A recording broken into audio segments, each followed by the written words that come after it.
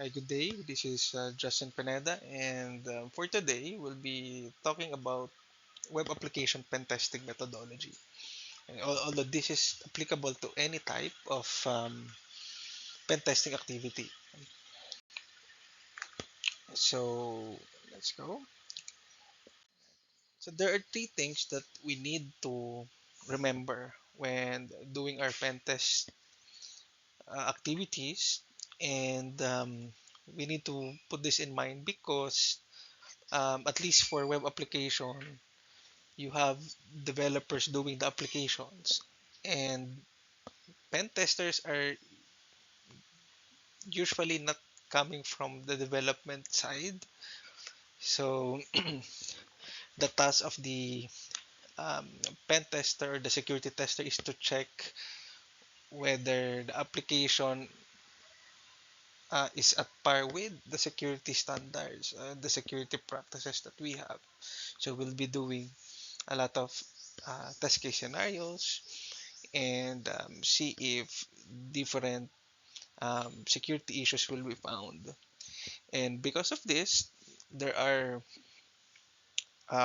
expected conflicts with the dev team. And this is not only for IT, I guess, but um, usually when you are a developer, a seasoned developer, you are not comfortable with somebody who is not a developer critiquing your work or criticizing your work or looking for ways on how to improve your application.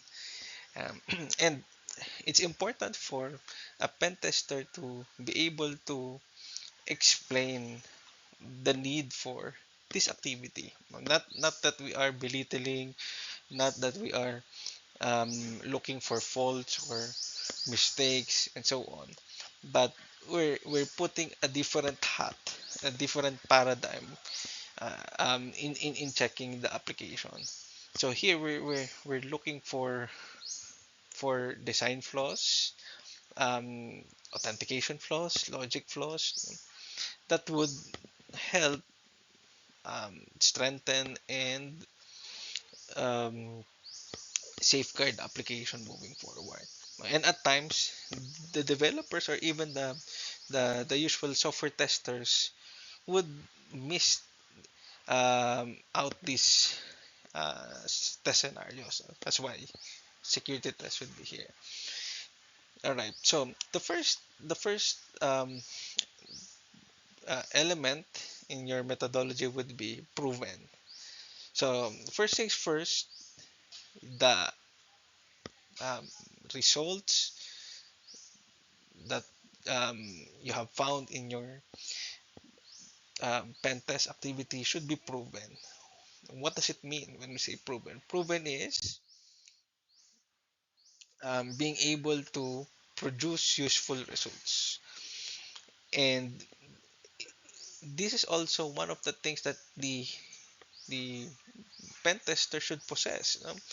They need to be able to prove that a defect exists in the application, and they need to be able to show it to the developer or the dev team or the app team, because the first thing that they would do is to challenge the results or saying that why, why did you why did you flag this as high risk, why is this high severity, and um, is this really true that there is SQL injection vulnerability here or a defect regarding SQL injection? If yes, you have to prove it to me. And in pen test, we call it proof of concept. Now we need to be able to show the steps that we've taken, what tools we used, what parameters were tampered, what modifications were made, and put it in a documentation and tell them this is what we used, a proxy tool, we use this type of tool, and then we uh, we injected this and that, and then this would be the result. And because of this, we were able to come up with this result, and this maps out to this particular defect. So that's proven. No? So the methodology has produced useful results. No? The second is it has to be repeatable. What does it mean?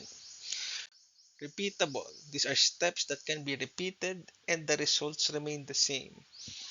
And this is not in Filipino term, it's chamba or luck in English. No? So it's not a game of luck. That sometimes it will work, sometimes it will not work. It has to be repeatable. What we want to make sure is that when we are able to prove that the defect exists, of course, the developer or the dev team would try to do it on their end, no? And showing the steps that we took, and then when they copy it, okay, and once they are able to repeat it, then we'll be able to get their buy-in, and they will agree with our results, our findings.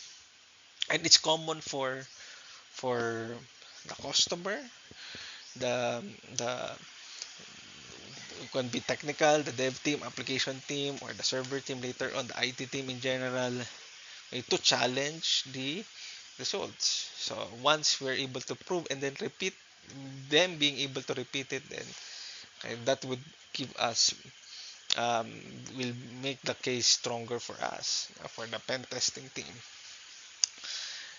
And the last is explainable. So when we say explainable, right, it means that the methodology can be understood and taught. And again, apart from the technical knowledge of a pen tester, right, we need to be able to convey the message to the audience, to the right audience. So if we are talking to the developers, we're talking to the dev team, we need to be able to talk in terms of the technical terms and making sure that they're able to understand it. That okay, at the end of the conversation, we agree that um, that defect exists, and these are the remediation or the recommendations that um, we are sharing with you, to accept or um, look for a different recommendation and so on. For the executive team, if we need to talk with leaders, um, we also need to be able to explain it in a manner that they would be able to understand it.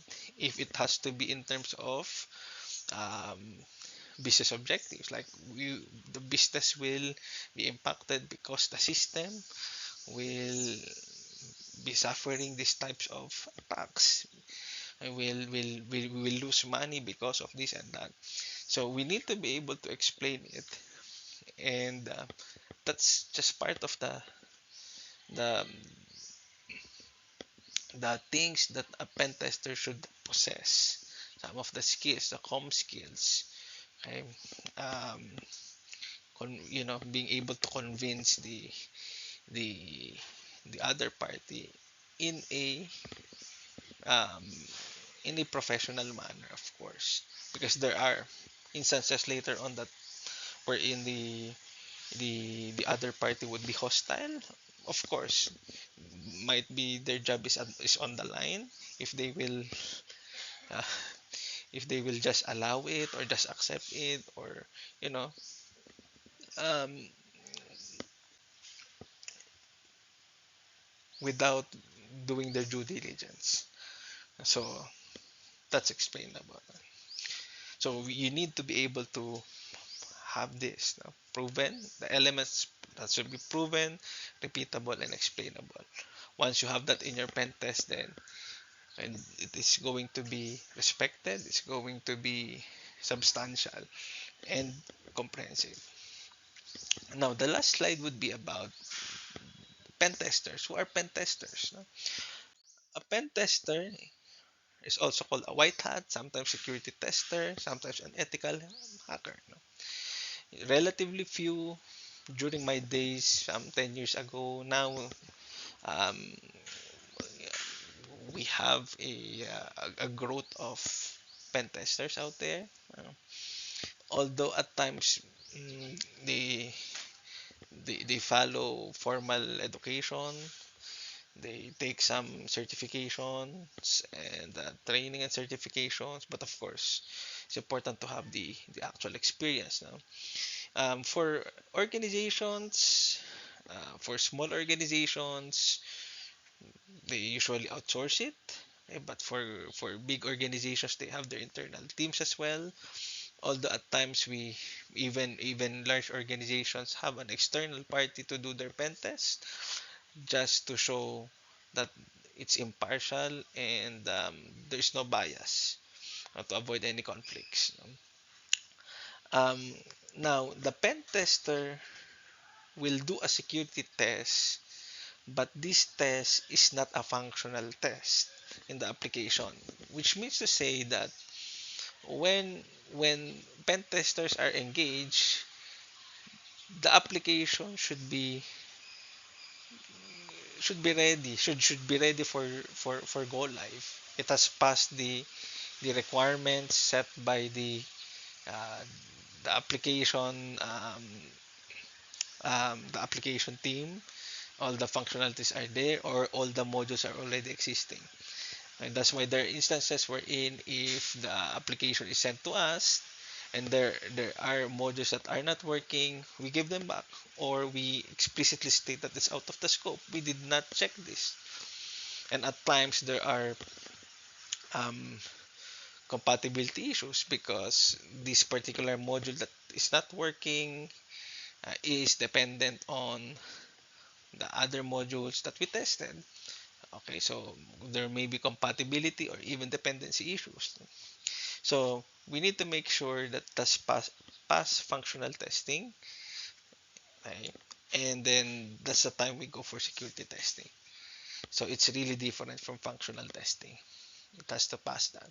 So that's why it says here in the last bullet, it's the last gate before allowing the application to go live. So we are the last checkers. And if we say there's high risk, we have to fix this because the recommendation is it cannot go live. It's high. Medium, you're allowed, but for X number of days and so on. And so it's also important for project managers to incorporate the right number of Mondays for pen testing. So it's not going to be an exact 5 days, for example, or 10 days, because you have to anticipate that there will be retests as well. If there are findings that they need to fix, and if the findings are critical, then they have to fix, and that would add to the complexity and so on and so forth. Right? So there. So that sums up the web application pen testing methodology and the roles of a pen tester or white hat in this engagement. Yep. Thank you.